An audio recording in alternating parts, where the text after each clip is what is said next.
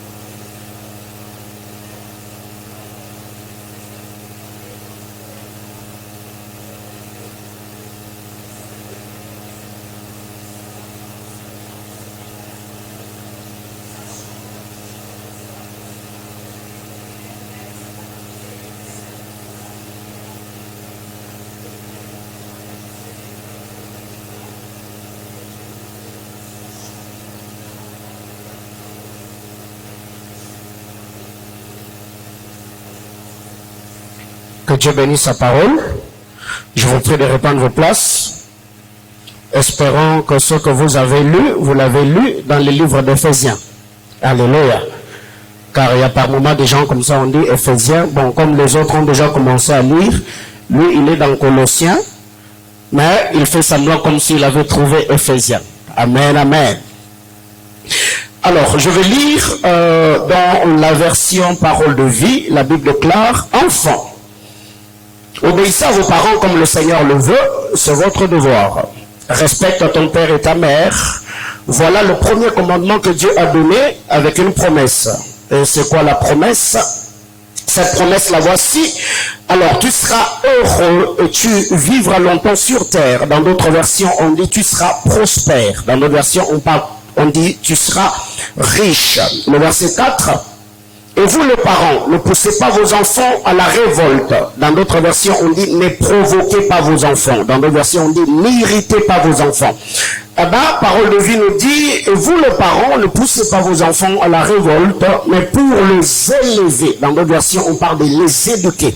Corrigez-le. Dans d'autres versions, on dit instruisez-le et donnez-leur des conseils qui viennent du Seigneur. Le verset 5, esclaves, obéissez à vos maîtres sur la terre avec beaucoup de respect, d'un cœur sincère, comme vous obéissez au Christ. Ne les servez pas comme quand ils vous surveillent, comme pour plaire aux hommes, mais obéissez à des serviteurs de Christ qui font de leur cœur ce que Dieu veut. Servez vos maîtres de bon cœur, comme si vous serviez le Seigneur et non des hommes. Vous le savez que ce que chacun fait de bien, il le retrouvera près du Seigneur. Qu'il soit esclave ou homme libre, et vous le maître, agissez de la même façon avec vos esclaves, laissez de côté les menaces. Vous le savez, vous et eux, vous avez le même maître dans les cieux, et lui ne fait pas de différence entre les gens. Parole du Seigneur. Bien-aimés dans le Seigneur, nous l'avons dit depuis le début de cette série d'enseignements autour de notre thématique, le petit renard qui ravage les vignes. Le texte est tiré de Cantique de Cantique, chapitre 2, le verset 15. Attrapez-nous le renard, le petit renard qui ravage les vignes, car nos vignes sont en fleurs. C'est là que nous avons tiré notre thème. Il y a beaucoup de choses que nous avons dit depuis le début de cette série d'enseignements. À titre récapitulatif, je ne saurais pas revenir là-dessus parce que semaine après semaine, la parole de Dieu a été partagée du haut de cet autel et chacun avait été béni par le Seigneur. Et ce matin, en lisant Éphésiens chapitre 6, l'apôtre Paul est en train de rétablir l'ordre dans les familles, il rétablit l'ordre dans la société. Premièrement, l'apôtre s'adresse aux enfants. Il dit, enfants, obéissez à vos parents. Obéissez à vos parents comme le Seigneur le veut, car c'est votre devoir. Dans la version, il est dit, enfants, obéissez, soumettez-vous à vos parents, selon le Seigneur. Respecte à ton père et ta mère, obéis à ton père et ta mère, honore ton père et ta mère. Voilà le premier des commandements. Et ce commandement est attaché à une promesse. Et cette promesse a deux volets. Premièrement, que tu sois heureux. Deuxièmement, que tu vives longtemps. Dans deux versions, on parle de la prospérité. Et le Seigneur aidant, malgré les deux grands programmes que nous avons au mois de mai, le programme de Sembano, séminaire de bâtisseurs, des noms, ainsi que le programme de CDI, convention de décideurs influents. Mais moi, j'enseignerai sur comment devenir créateur de richesse. Le mois de mai, vraiment, nous serons bénis et nourris abondamment, parce que ce premier 6 mois de l'année, le Seigneur m'a donné un bon nombre d'enseignements que je vais vous communiquer. À partir du mois de juin, on va basculer dans d'autres choses. Enfants, obéissez à vos parents, comme le Seigneur le veut. Le Seigneur veut que nous puissions obéir à nos parents. C'est notre devoir, c'est notre respect. Et l'honneur que nous devons accorder aux parents, cet honneur-là, nous devons leur donner cet honneur selon le Seigneur, selon sa parole. Car à cette recommandation-là, à ce respect-là est attachée une promesse. Donc, quand on honore le parent, quand on obéit aux parents, on va prospérer sur la terre, deux, nous vivrons longtemps. Alors, bien-aimés frères, être spirituel n'est pas synonyme d'être mal poli. Excusez-moi le terme. Où nous voyons beaucoup de gens, quand ils sont dans des églises, ils tremblent devant le pasteur, ils tremblent devant la femme du pasteur, daddy, mommy, papa, maman. Mais quand on est à la maison, quand on est dans nos familles, de respect à nos frères et sœurs, au manque de respect aux parents, on n'est pas soumis, on n'est pas soumise, on n'est pas obéissant, on n'est pas obéissante. Quand on nous demande de faire tel et tel service, on boude. Mais quand on arrive à l'église, on peut torchonner toute l'église. Quand on arrive à l'église, on peut placer les chaises sans pourtant que le pasteur te les demande. On peut même être dans l'équipe de salubrité où les gens qui prennent soin même des installations sanitaires, de toilettes de l'église, mais quand on est chez nous à la maison, on te demande de faire la lessive, de faire la vaisselle, de torchonner la maison. On voit des gens qui présentent toujours des excuses. Je suis fatigué, j'ai examen demain, je dois me reposer, ma santé n'est pas bonne. Même si nous avons des femmes de ménage à la maison, il est également de notre devoir de travailler comme fils et filles dans la famille afin d'honorer les parents. Bien-aimé dans le Seigneur, être spirituel, c'est obéir à la parole de Dieu. Être spirituel, c'est aussi respecter ses parents. Être spirituel, c'est honorer ses parents. Car la spiritualité se soumet à la parole de Dieu. Un homme spirituel est celui qui obéit à la parole du Seigneur. Un homme spirituel est celui qui se soumet à la parole de Dieu et applique cette parole. Il n'a pas de verset préféré, il n'a pas d'écriture qu'il apprécie ou à laquelle il obéit, et d'autres choses il met dans la poubelle. La parole de Dieu est universelle, la parole de Dieu elle est éternelle, et nous devons obéir à cette parole-là. Alors en lisant la parole de Dieu, la Bible déclare la promesse qui est attachée à l'obéissance aux parents, c'est la prospérité et la longévité. Quand vous regardez aujourd'hui dans la société, il y a beaucoup de jeunes gens qui tombent, de jeunes meurent, de vieux meurent. Vous allez vous rendre compte, quand on grandissait, on savait que les gens qui mouraient, c'était des gens qui avaient un certain âge. Allez sur les réseaux sociaux aujourd'hui, vous allez vous rendre compte, il y a des jeunes garçons qui meurent, il y a des jeunes filles qui meurent. Vérifiez trop bien, quelque part, il y a une semence sur la rébellion face à l'autorité des personnes âgées que le Seigneur a établies sur nous. Et quand nous le manquons de respect, quand nous désobéissons à la parole du Seigneur, cela attire la malédiction sur nous. Et vous, les parents aussi, ne poussez pas vos enfants à la révolte. Dans d'autres versions, on dit, vous, parents, n'irritez pas vos enfants. Dans nos versions, on dit, vous parents, ne provoquez pas vos enfants. Bien-aimés dans le Seigneur, là je m'adresse aux parents. Dans chaque homme, il y a la dignité et la personnalité. Tout homme a besoin d'être respecté. Tout homme a besoin d'être considéré. Même si c'est un enfant que tu nourris, même si c'est un enfant que tu as élevé, même si c'est un enfant que tu as éduqué, même si c'est un enfant que tu as scolarisé, ce n'est pas parce qu'il est sous ton poids que tu dois toucher à sa personnalité. Quand vous allez vous rendre compte, un petit garçon comme ça, il peut avoir 4 ans, 5 ans, il a besoin du respect, il a besoin de la considération. Toucher à sa personnalité manifestera une certaine rébellion, une certaine révolte. Qu'est-ce qui arrive à titre d'exemple? Prends un jeune garçon, gifle-le pour la première fois, il ne faut pas faire ça chez vous.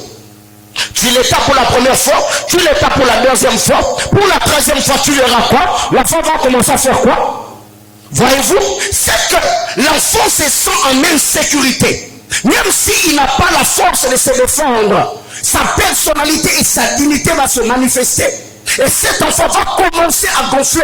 Il peut commencer à te fixer alors que c'est un enfant faible. Alors, il y a une chose qui se manifeste. Beaucoup de parents méprisent l'autorité de leur enfant. Beaucoup de parents touchent à la dignité de leur enfant. Beaucoup de parents touchent à la personnalité de leur enfant. Ce n'est pas parce que cet enfant-là à la maison, il a fait quelque chose que tu n'as pas apprécié, que quand ses amis viennent à la maison, tu dois exposer ses faiblesses. Demain après-demain, quand tu voudras que cet enfant-là se soumette, son autorité, sa dignité, sa personnalité, ça va se manifester. Combien d'hommes aujourd'hui ont amené la femme à la révolte parce qu'ils ont touché à leur personnalité? Combien de femmes aujourd'hui ont changé le comportement de leur mari parce que vous avez touché à leur personnalité? Chers parents, ce n'est pas seulement vous qui avez droit au respect, mais vous devez également respecter vos enfants. Quand déjà ils ont un certain âge, vous pouvez commencer à les traiter, vous ne pouvez pas les traiter comme s'ils étaient gamines, comme s'ils étaient gamins. Et surtout, quand il s'agit de leur intimité, vous devez le respecter. Imaginez-vous, une fille qui est chez toi à la maison, elle ne sait pas prendre soin de sa chambre, elle ne sait pas prendre soin d'elle-même. Elle est un peu négligente, distraite dans un monde de choses. Et tu lui as parlé, tu lui as conseillé. Elle n'arrive toujours pas à devenir, je ne sais pas, propre et autre. Et demain après-demain, quand ses amis arrivent à la maison, et tu les tiens par la main, tu les amènes dans la chambre pour leur dire, regardez là où votre ami, regardez là où... Bien-aimés frères, demain après-demain, ne pensez pas que cet enfant-là, si tu la faisais asseoir pour lui donner des gens qui vont obéir, parce que c'est sa dignité, c'est sa personnalité que tu as exposée. Alors il y a des parents comme ça qui font certaines choses. Vous humiliez vos enfants, vous blessez vos enfants, et vous ne savez pas aussi vous excuser. Je suis venu parler. Vous ne savez pas vous excuser. Et quand même tu sais que tu as offensé cet enfant-là, ça te coûtera quoi de présenter des excuses? Ça te coûtera quoi de l'appeler ma fille, j'ai touché à ta personnalité, à ta dignité, excuse-moi. C'était sous l'effet de la colère que je le fais. Même quand on présente des excuses, on ne le fait pas sincèrement. Je l'ai fait parce que toi tu es impoli. Si tu n'avais pas, je n'allais pas. Ah ok. Demain après-demain, tu prieras, tu iras voir le pasteur pour qu'il prie pour des enfants. Pourquoi? Parce que leur personnalité, leur dignité, ils vont commencer à vouloir se défendre eux-mêmes. Chers frères, nous devons prier pour nos parents. Et si tu as de tels parents, ce n'est pas parce qu'ils ont touché à ta personnalité que tu dois te rebeller. Et recommande-le au Seigneur dans la prière pour faire ta part et le Seigneur s'occupera du reste. Alléluia.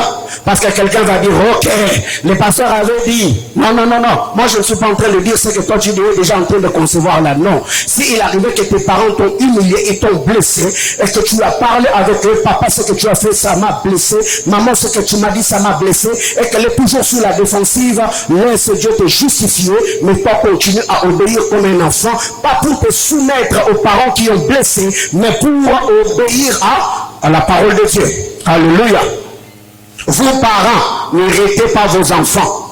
Pas seulement des parents biologiques, même aussi les parents dans la foi. N'héritez pas vos enfants. Moi, il y a beaucoup de bien-aimés dans cette église qui s'étaient sentis vexés. Peut-être de manière indirecte. Pas de manière intentionnelle, pas parce que je voulais blesser la personne. Peut-être en parlant, en conversant, ou peut-être je me suis confié à quelqu'un et la personne ne voulait pas que ça se passe ainsi. La personne s'est sentie vexée. Moi, je le fais. Il y a des moments où je fais le premier pas. J'ai appelé, j'ai appris que tu as été vexé par telle et telle autre chose. Je demande pardon. Peut-être pendant que j'étais en train de parler avec toi, j'ai utilisé un certain langage. J'étais trop dur dans mes propos. Excuse-moi. Et vous allez prendre compte, la personne quand il reçoit ses excuses, même s'il était froissé, même s'il était blessé, vexé dans son être intérieur, tu verras que la personne va s'ouvrir. Pourquoi? Parce que le pardon ressort.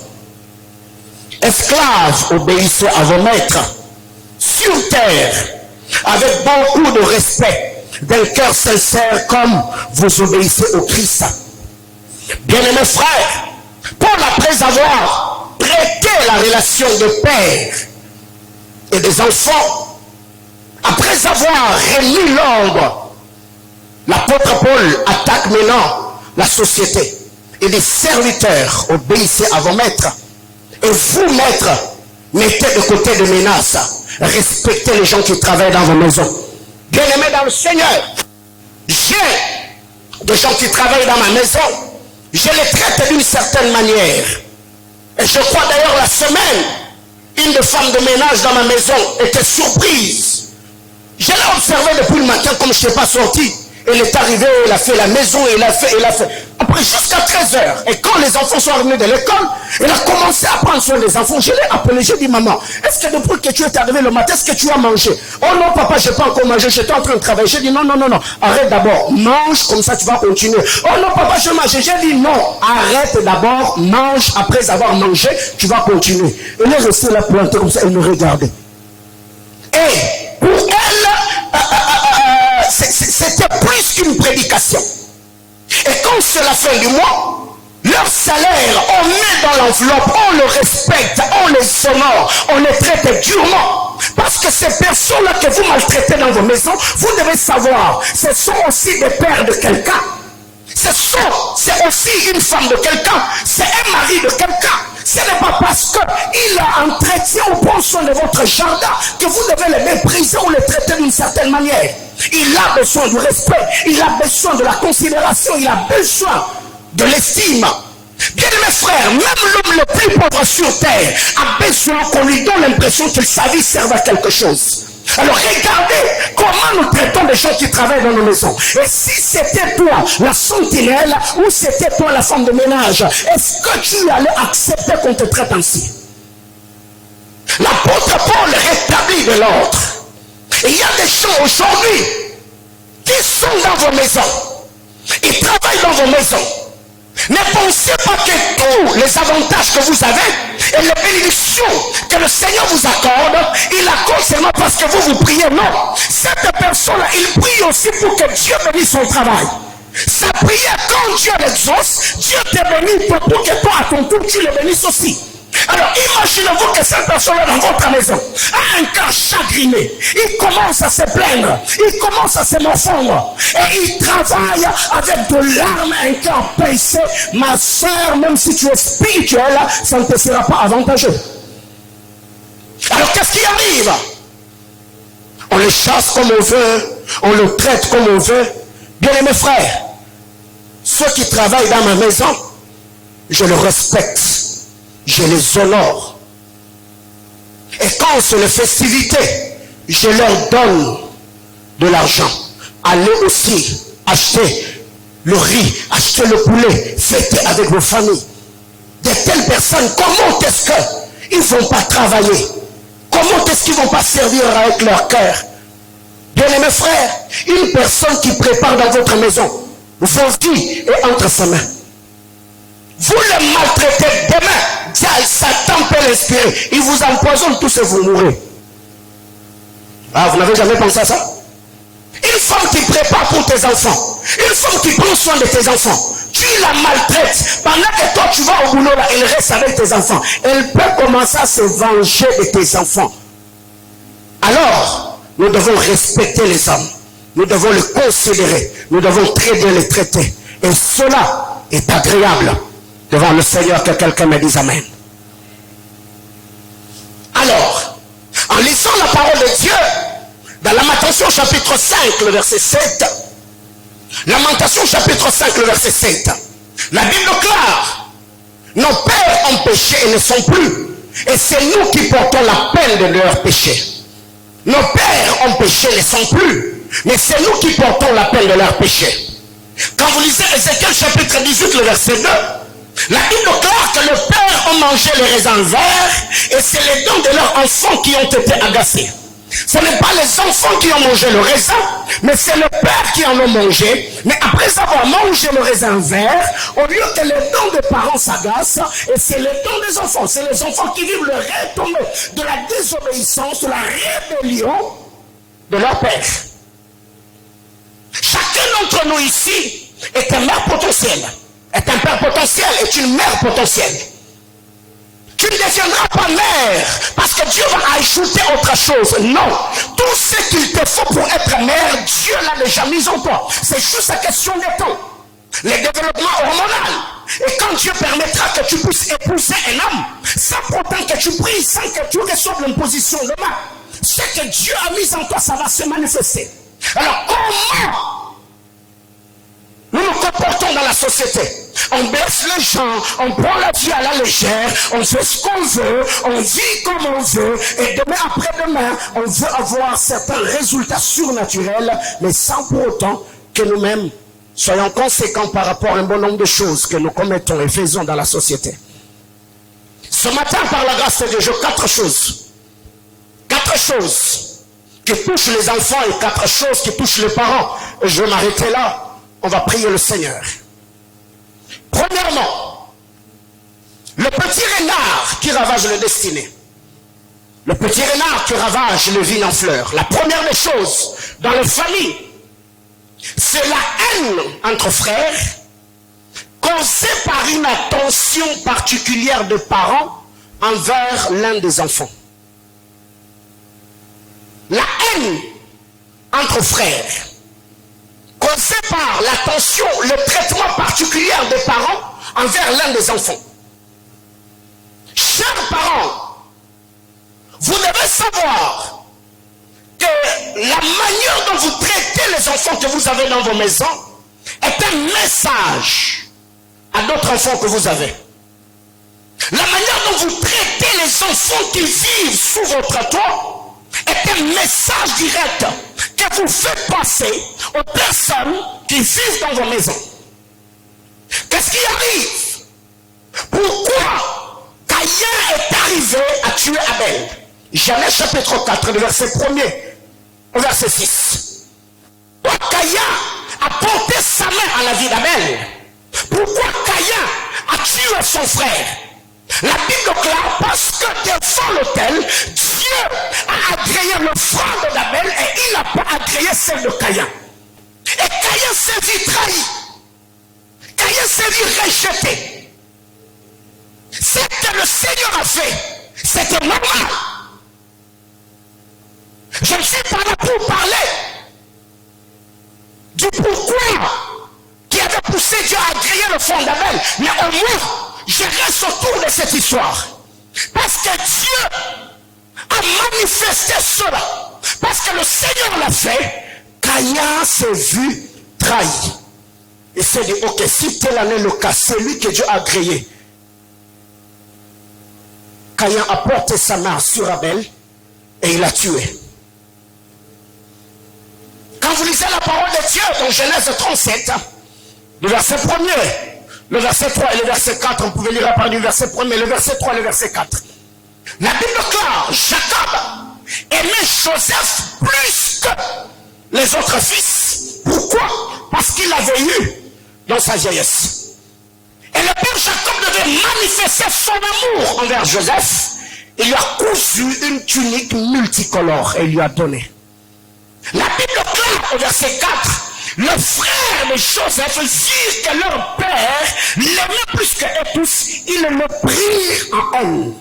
Ils ont haï Joseph. Pourquoi? Parce que le père avait un traitement particulier envers la personne de Joseph. Et la Bible déclare, ses frères ne pouvaient plus lui parler avec amitié. Pourquoi? Parce que Jacob avait de la préférence. Et quand Quand vous lisez la parole de Dieu, dans Genèse chapitre 27, l'histoire de Jacob et Ésaü. Pourquoi Ésaü a haï Jacob? Parce qu'il a dit que Jacob avait reçu l'attention des parents. Jacob a reçu la bénédiction qui lui revenait. Il a dit, ok, je vais attendre à la mort de mon père. Je vais me venger de mon frère et je vais le tuer. Chers parents, vous savez 2, 3, 4, 5 filles à la maison. Quand c'est l'autre qui prépare, vous mangez, vous ne l'encouragez pas. Quand c'est l'autre là qui prépare, c'est là que vous mettez à vous marrer à la maison. Toi là, ta manière de faire. Quand c'est l'autre là qui vient avec les résultats des études, vous sabotez. Toi, pourquoi tu as fait tel et tel autre pourcentage? Quand c'est l'autre là qui vient, c'est elle que vous célébrez. C'est elle que vous louez. Chers parents, qu'est-ce que vous êtes en train d'inculquer à d'autres enfants? Moi, j'ai connu cette histoire dans ma maison. J'ai une fille et un garçon avant que Raël ne naisse. Et je ne me connais pas trop dans des trucs de femmes. Et toutes les fois par moment que j'allais là où j'achetais mes histoires, je voyais certains baskets et j'achetais pour Zoé.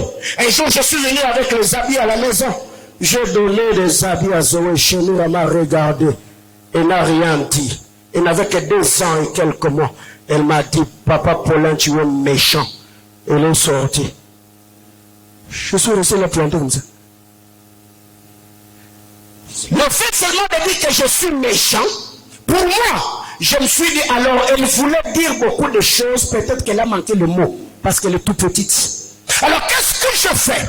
S'il arrivait que j'achète quelque chose pour Zoé, je vais garder cela, et je vais donner l'argent à madame, pour qu'elle achète aussi pour Chémira, afin qu'on leur donne au même moment. Chers parents, Caïn a tué Abel parce qu'il s'est vu trahi devant l'autel. Les frères de Joseph l'ont pris en haine parce que Jacob a manifesté de la préférence et une attention particulière. Et il y a des gens aujourd'hui qui sont devenus haineux, rancuniers. Pourquoi? Seulement parce que quand on grandissait, c'est l'autre là qu'on respectait, c'est l'autre là qu'on louait. Et quand bien même les enfants ont grandi, c'est l'autre là qui n'a pas d'argent.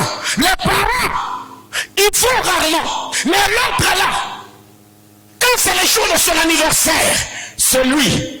Et savez quoi? Récemment, j'ai tenu une réunion avec le berger. Je leur ai dit, cette histoire de beaucoup m'exprimer le jour de vos anniversaires, je mets de côté. Quand c'est ton anniversaire, je mets seulement ta photo, ma fille, mon fils, que Dieu te bénisse, ça s'arrête là. Pourquoi? Parce que beaucoup de choses se sont plaints. Il y a même des gens qui ont le courage de venir me voir. Papa, quand c'est l'anniversaire de l'autre, vous avez beaucoup écrit, vous avez beaucoup parlé, et même vous lui avez offert un cadeau. Et moi, le jour de mon anniversaire, vous avez seulement écrit plein de choses comme ça. Et oui, je vous dis. Je vous dis. Voyez-vous? Et quelqu'un va se dire, ils sont trop exigeants. Non! Je suis le pasteur de tout le monde. Je suis le père de tout le monde. Je ne dois pas beaucoup parler sur les uns et ne pas beaucoup parler sur les autres. Même si il y a aussi question d'affinité, de proximité. Et ça m'est déjà arrivé une fois. Je crois que c'était en 2018. C'était une maman de l'église qui avait fêté son anniversaire. Et comme elle était parmi les servants de l'église, on était en réunion avec tous les serviteurs. Et j'avais un billet de $20 sur moi. J'ai pris le verre, j'ai dit, maman, prends ça, tu vas aller acheter un gâteau. L'autre maman qui était là, elle m'a dit, papa, ça ne va pas s'arrêter là. Moi aussi, je suis là, vous allez me donner. Ah, ok, c'est arrivé. Alléluia. J'étais obligé de le faire. Pourquoi? Parce que pour elle, nous sommes des filles devant papa. Même si c'est l'anniversaire de l'autre, moi aussi j'ai le droit d'avoir. Et je croyais de cela. C'était son anniversaire aussi. Et un autre papa m'a dit, pasteur, toi tu ne peux pas faire pour elle sans pouvoir faire pour nous. Je vous dois ça. Bien-aimés frères, Caïn est devenu meurtrier. Parce que Dieu, devant l'autel, il a agréé l'offrande d'Abel et pas l'offrande de Caïn. Caïn s'est vu trahi.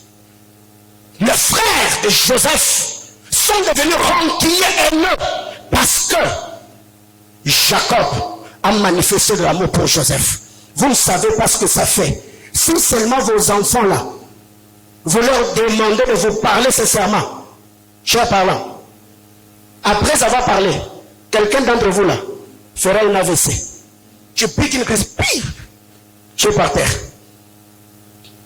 Mais les enfants grandissent avec. Quand cet enfant l'a étudié, vous l'encouragez jamais.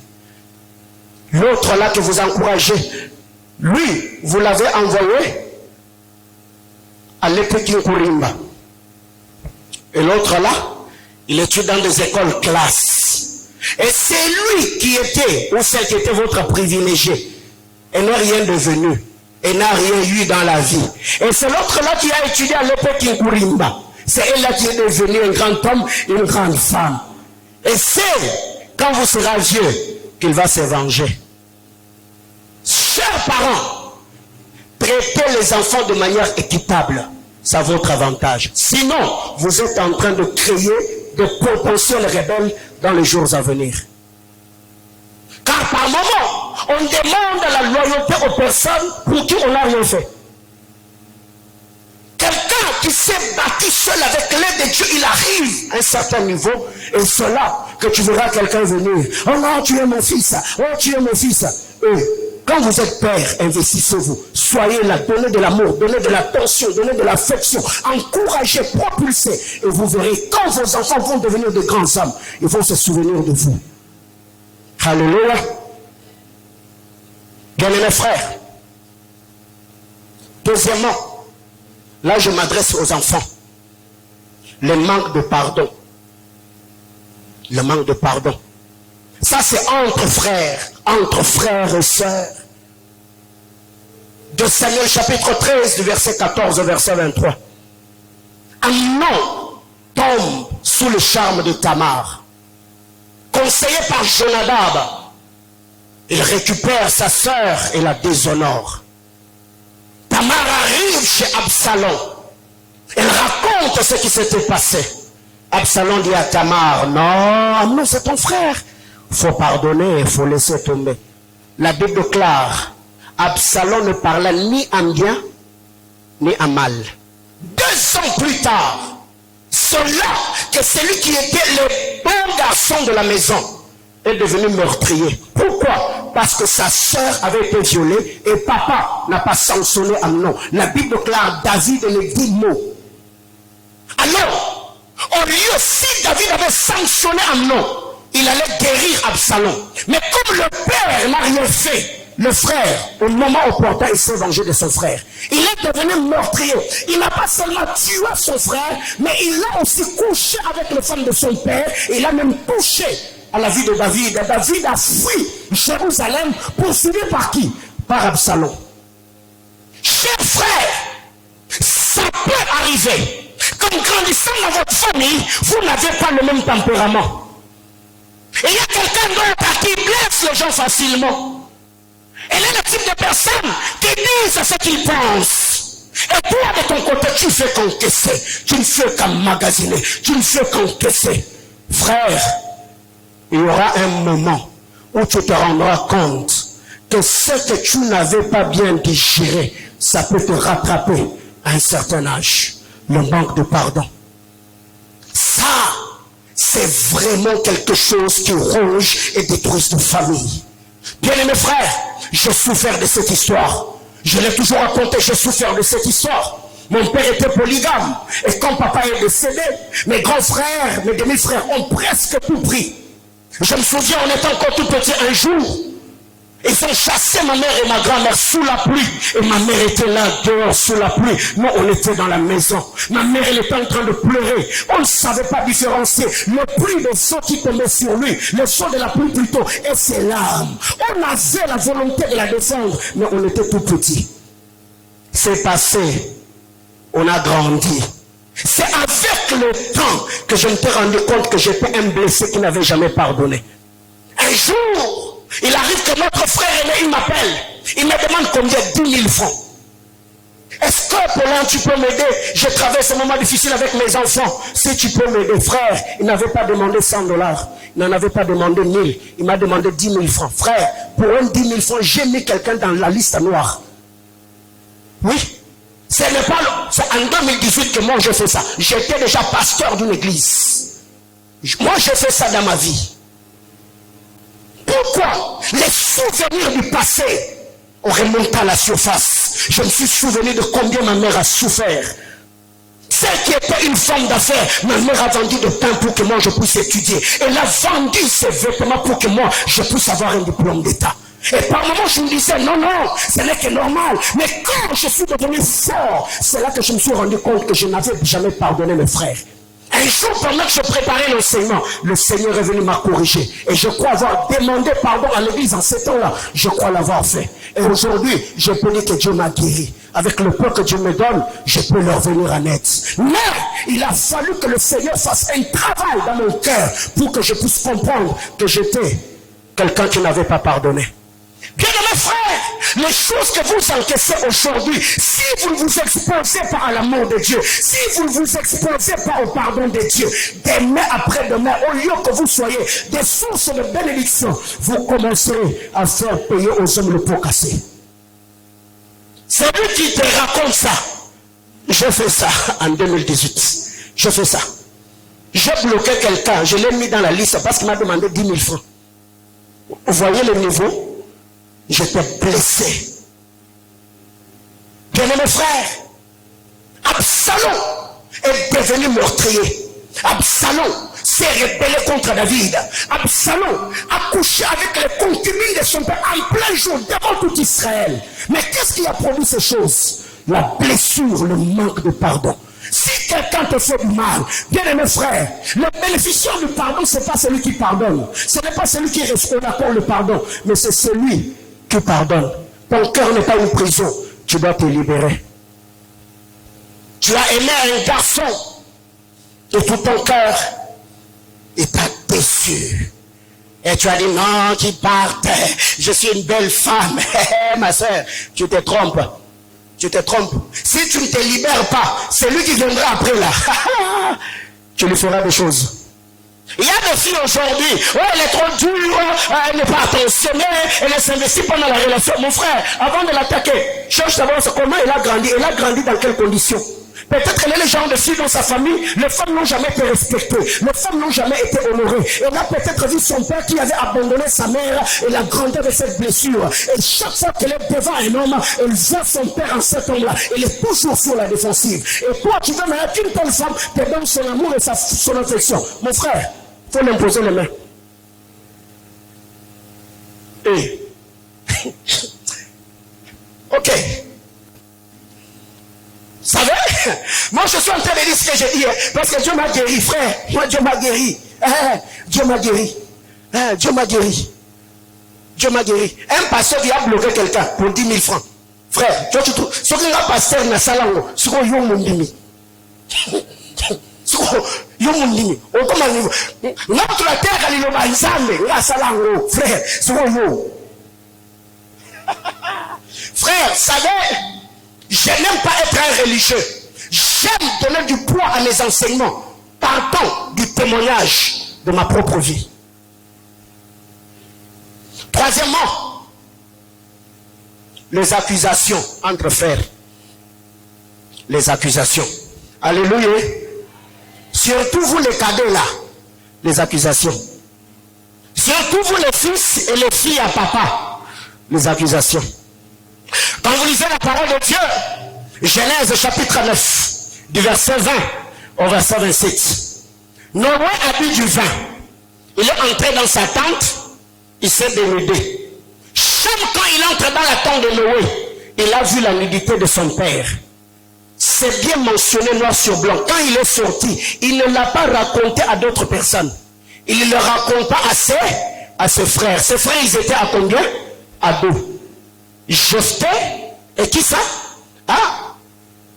Sem et Japheth. La Bible claire, quand Noé est sorti de son vin, il a appris ce que son fils avait fait. Qui le lui a appris?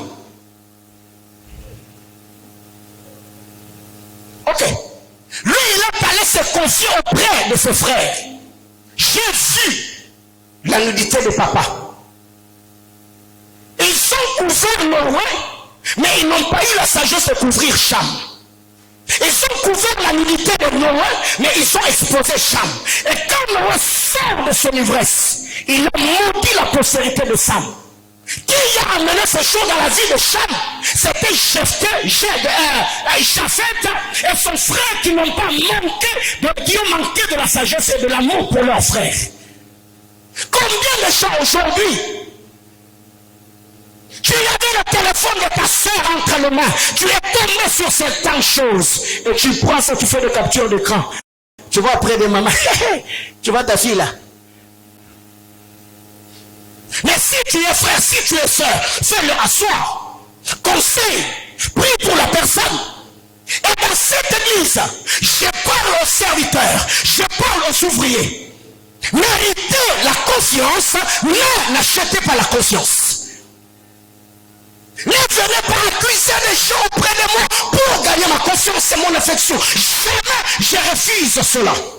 Si tu vois quelque chose à ton frère, va le filer selon la parole de Dieu. Parle avec lui, conseille-le. S'il n'écoute pas, vois votre frère, vois le serviteur. Priez pour lui. Hey, ne venez pas vers moi. Parce que quand tu viens me le dire, que le frère X, on l'a vu avec la sœur Y, c'est une information ou c'est une accusation? Et après avoir accusé, tu conseilles. Mais papa, il faut seulement le comprendre, hein? C'est une faiblesse. Oh, je vous connais, non? Oh, d'ailleurs, personnellement, je suis déçu. Avec tout ce que vous nous donnez comme enseignement. Ah non, il y a des gens qui n'aiment pas Dieu, hein? Caca. Et tout ça, tu l'as dit devant qui? Devant ton pasteur. Et tu viens même avec des preuves à l'appui. Papa, j'ai eu ça. Mais je vais seulement vous demander de beaucoup prier pour lui. Pasteur, j'ai des choses à vous dire. Mais je prie que le Seigneur vous donne la maîtrise de soi.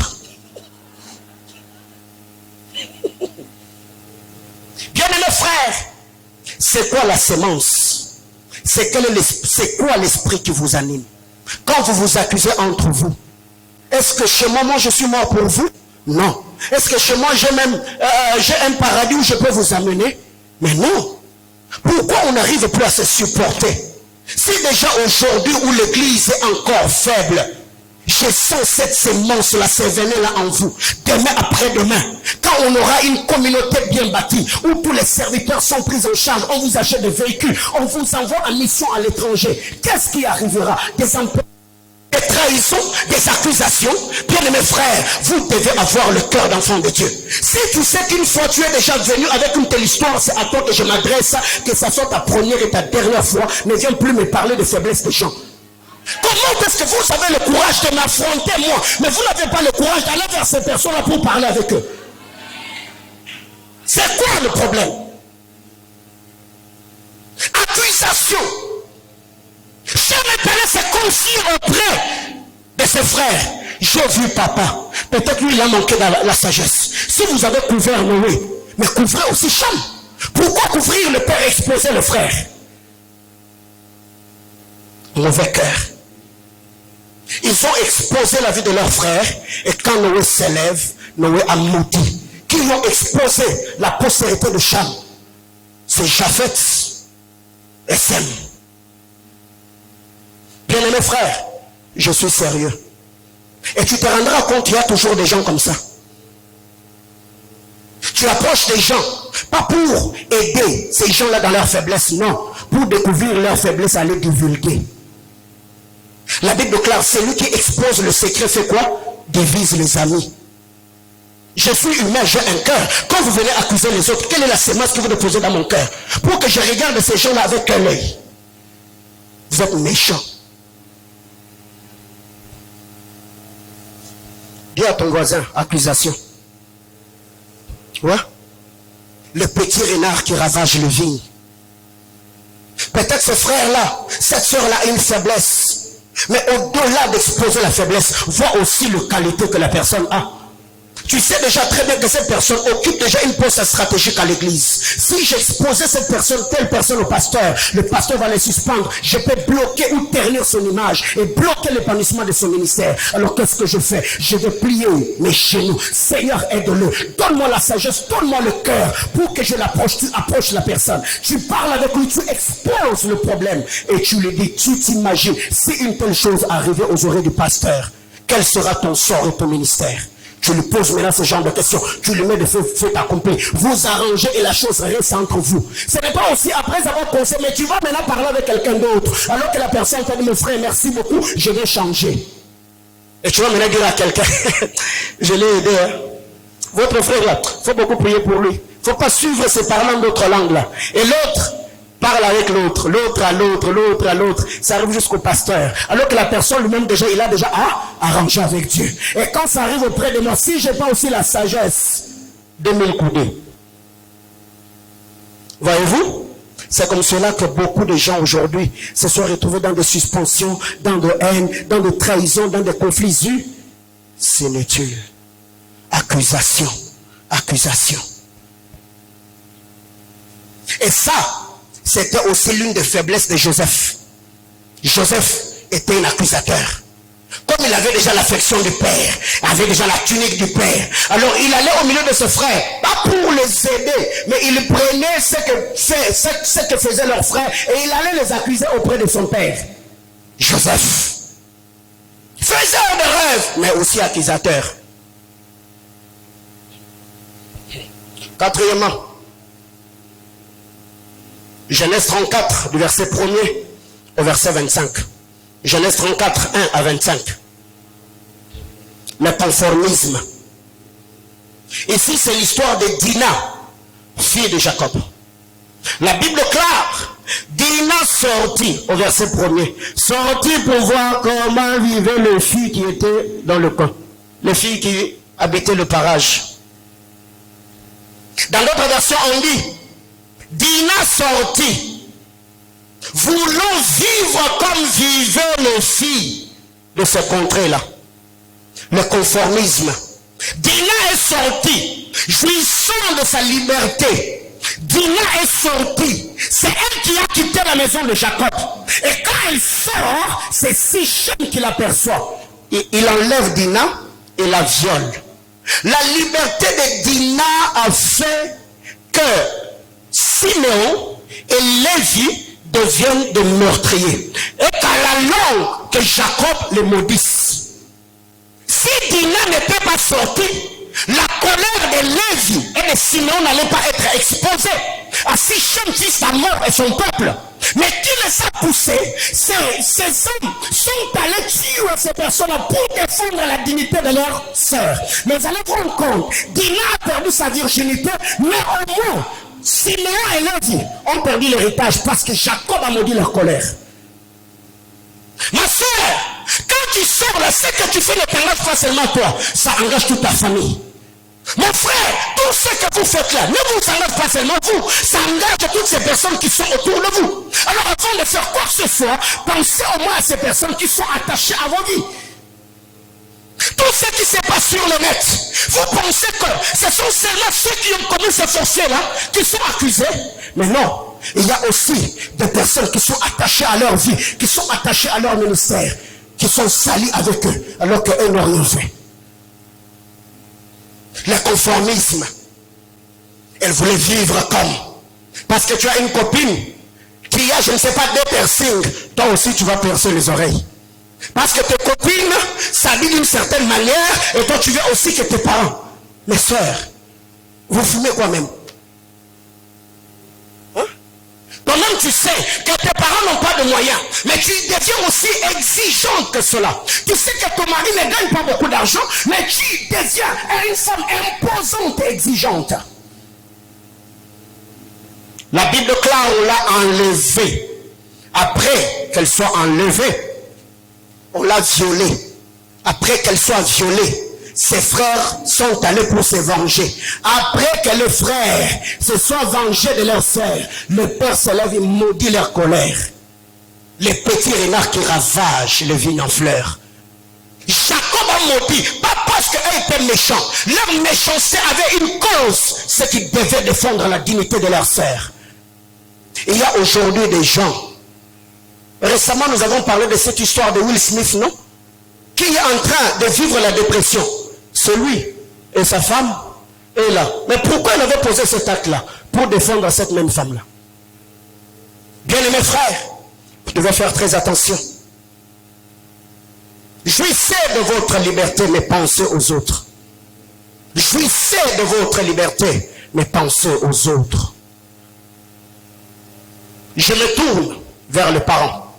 4 choses. Je clôture mon enseignement. 1 Roi chapitre 1er, le verset 5 et le verset 6. 1 Roi chapitre 1er, le verset 5 et le verset 6.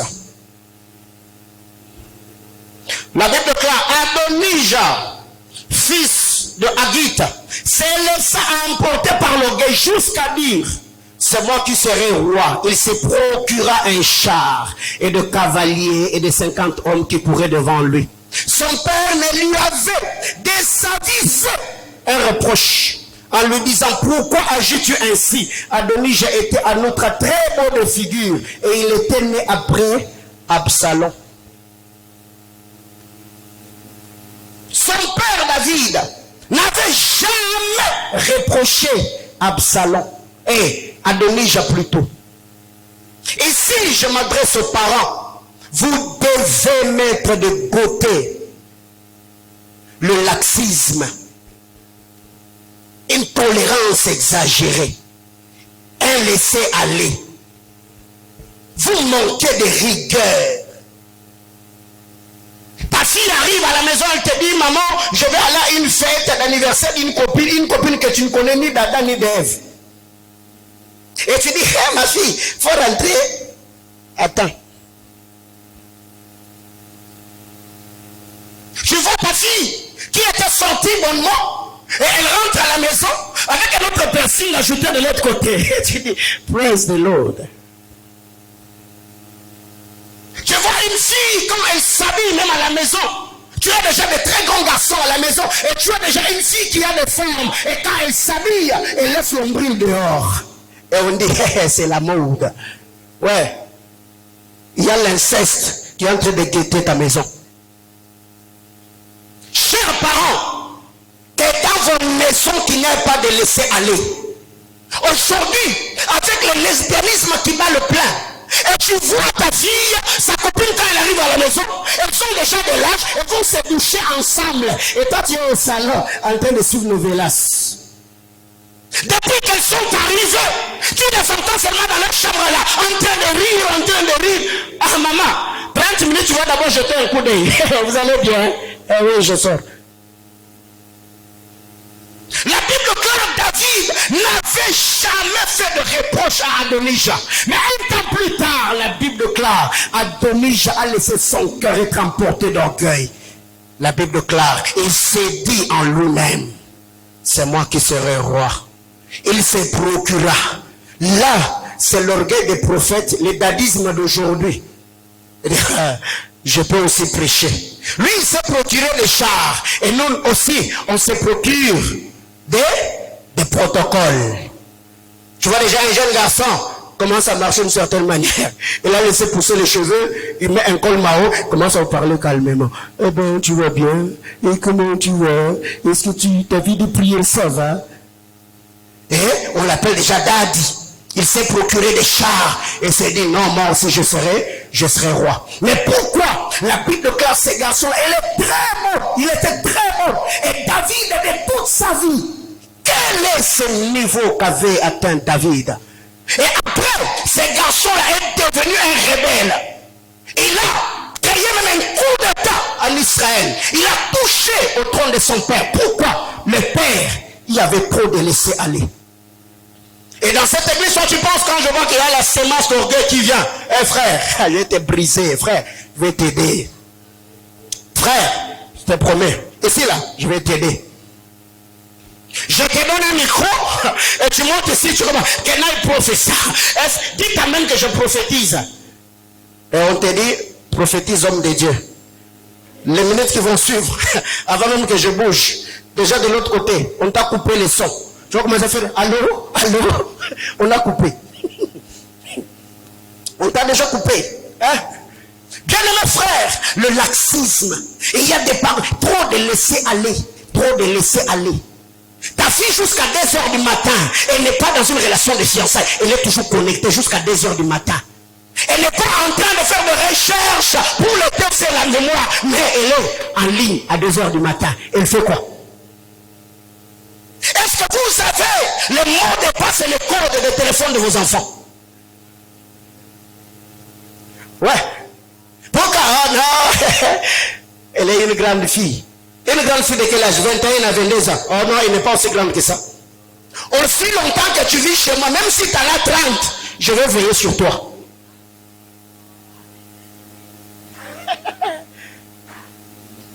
Oui, tu grandiras les jours que je te confierai à quelqu'un.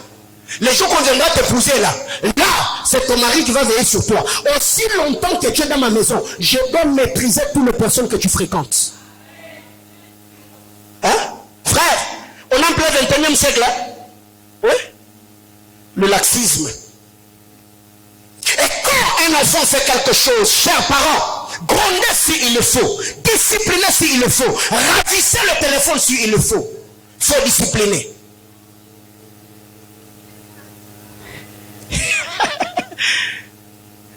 J'entends quelqu'un me dire, hey, papa, mettez l'eau dans les vins. Vous ne savez pas ce que nous on vit chez nous là. Je sais ce que vous vivez. Alléluia. Pourquoi Adonijah est arrivé jusque-là? Papa, il y avait trop de laisser aller. Pensez-vous que ce garçon n'avait jamais commis de forfait pour toute sa vie? Mais David faisait passer. Il le sait. Il tolérait. Il supportait. Pas de rigueur, pas de discipline. Et après, Adonijah se lève et dit non, je serai roi. Ouais.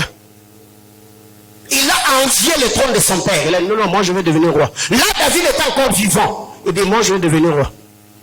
Il s'est procuré 50 chars et des chevaux qui couraient devant lui.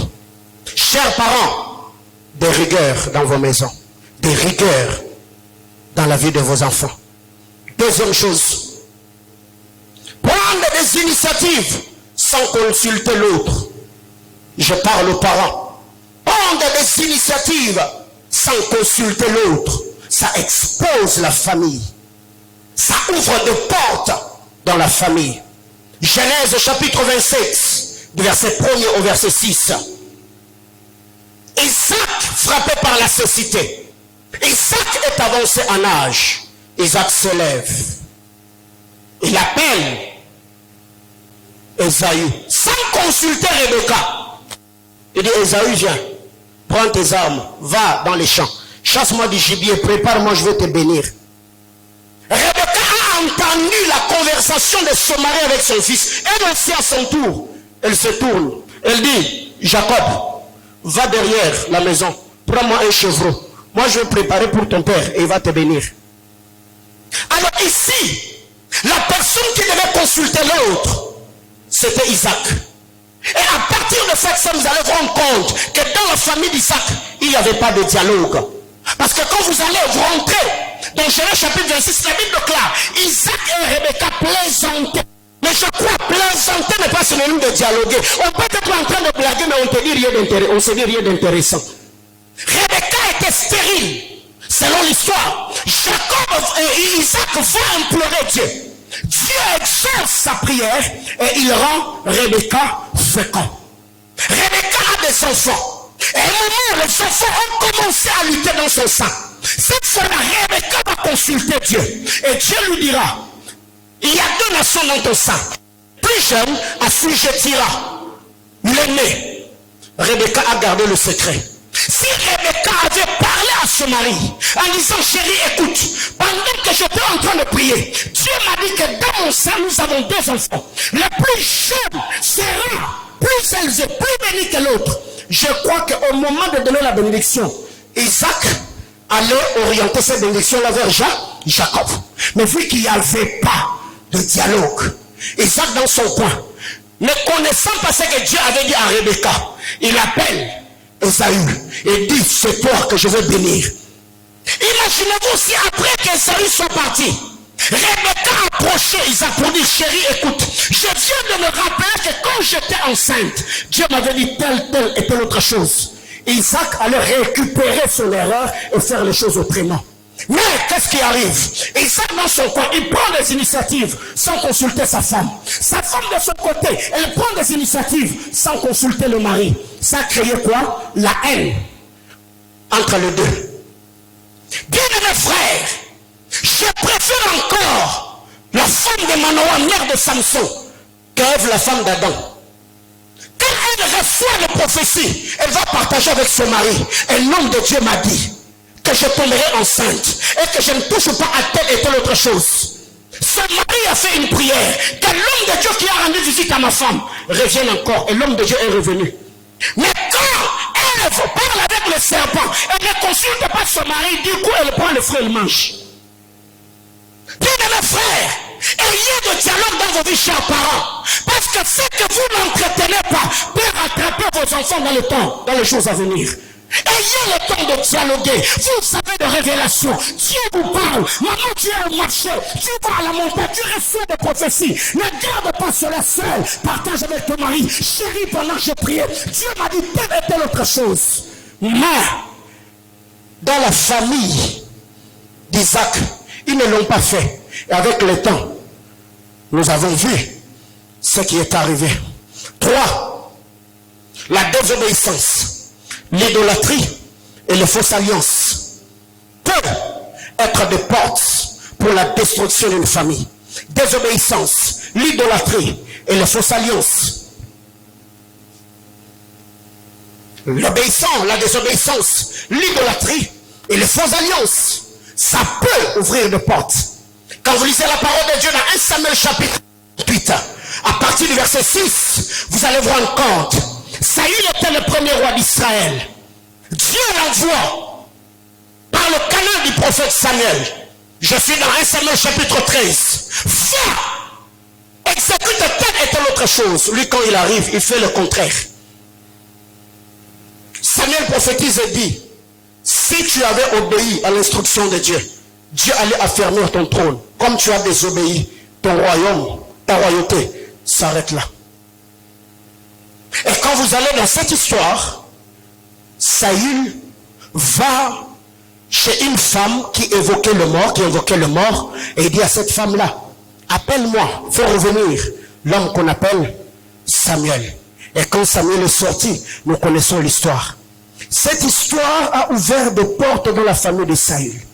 Quand vous lisez la parole de Dieu, pourquoi Caïn et Abel se sont retrouvés en dehors du jardin? Parce que papa et maman avaient désobéi. Pourquoi il y a eu de sérieux problèmes? L'inceste, la rébellion, le meurtre dans la famille de David. Parce que David avait couché avec Bathsheba. Bien-aimé dans le Seigneur, désobéir à la parole de Dieu, avoir, se donner dans l'idolâtrie, servir ou adorer de faux dieux, traiter de fausses alliances, peut ouvrir des portes au diable dans vos familles. Quand vous êtes un responsable, vous êtes un père, vous êtes une mère, vous êtes un grand frère, vous êtes un homme de Dieu, vous êtes un berger. Les gens qui sont dans votre bergerie dépendent de votre alliance avec Dieu. Péché ouvre des portes à l'ennemi. Craignez le Seigneur, car la vie et la destinée de plusieurs sont attachées à vos vies. 4e et dernière chose, on va prier.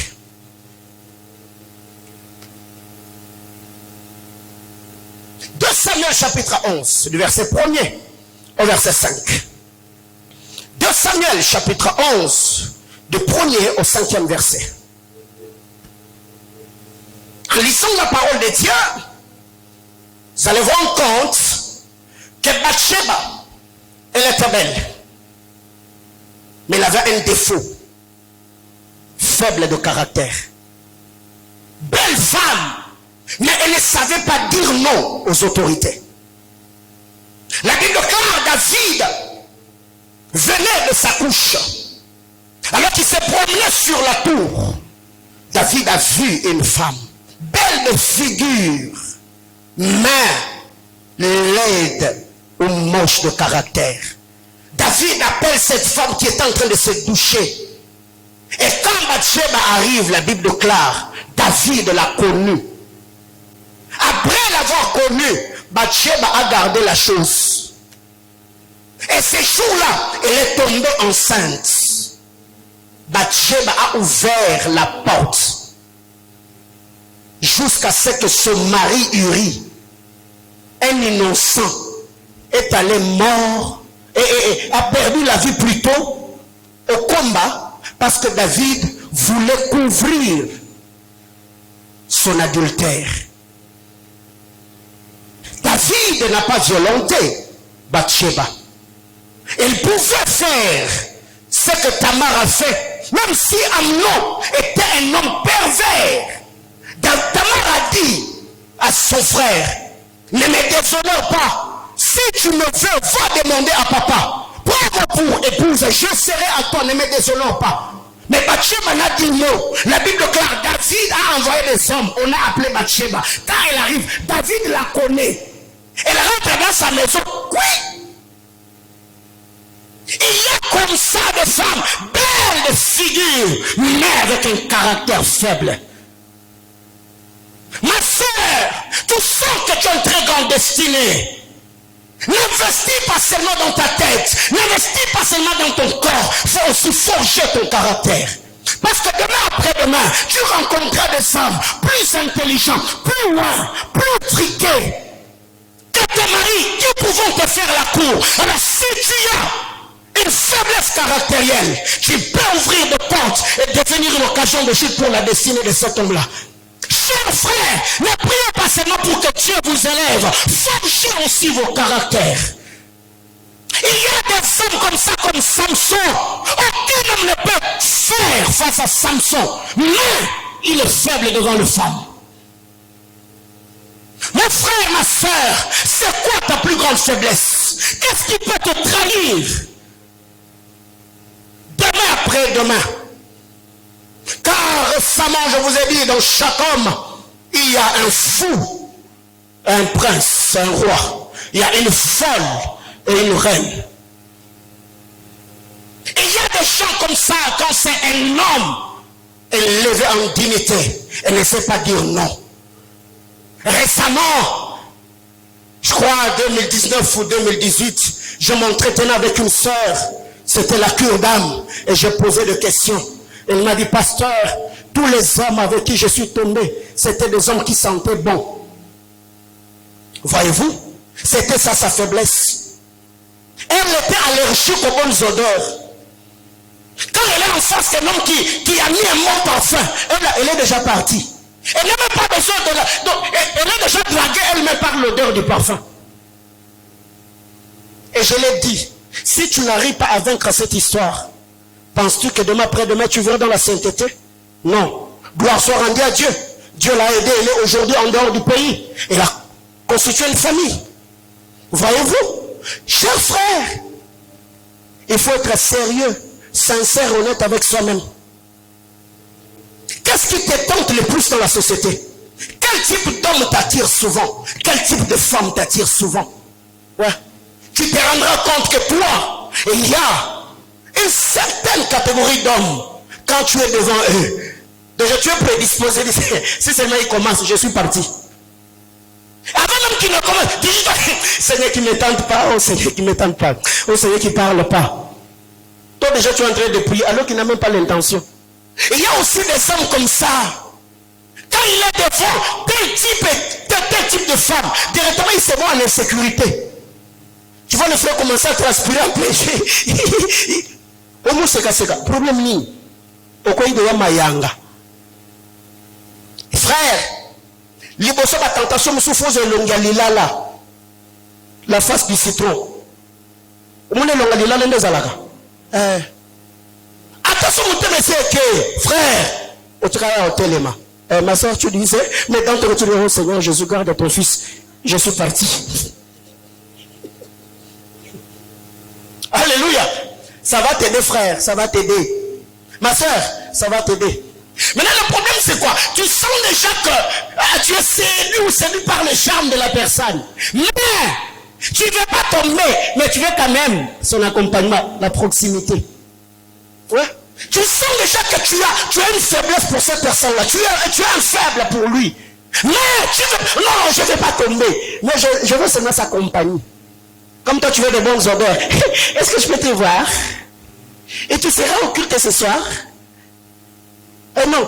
Pourquoi? Et parce que j'avais un sujet de prière. Il n'y a pas de sujet de prière. Il y a un parfum de Robomayo. Mais parfum. Robomayo, tu as destiné notre ça. Et au débat, je connais sur le parfum. Encore avec nos frères d'aujourd'hui là.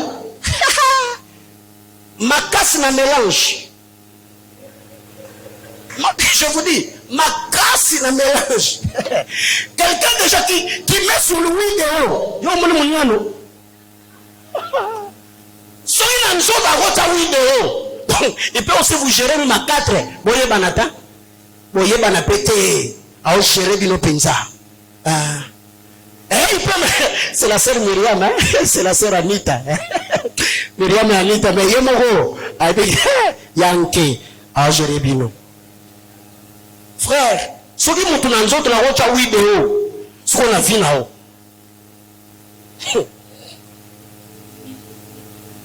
Alors, je m'arrête là ce matin.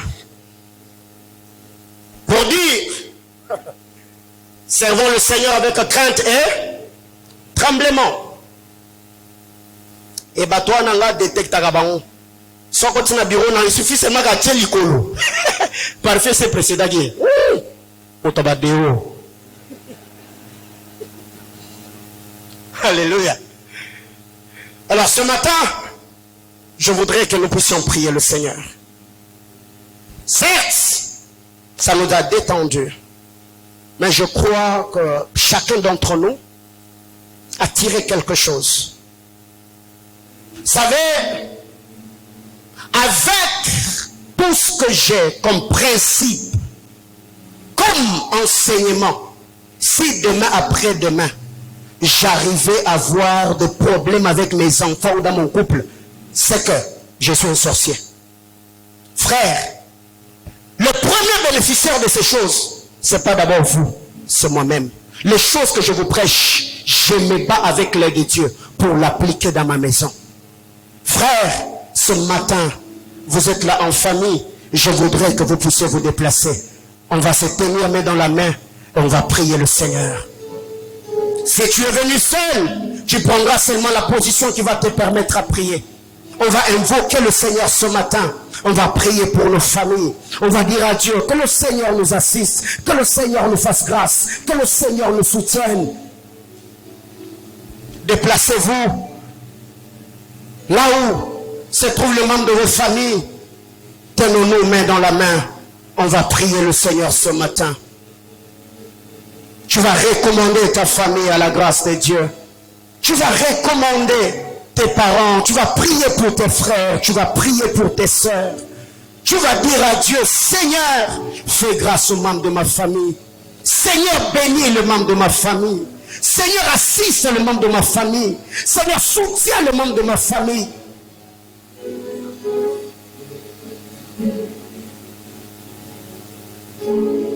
On va prier le Seigneur.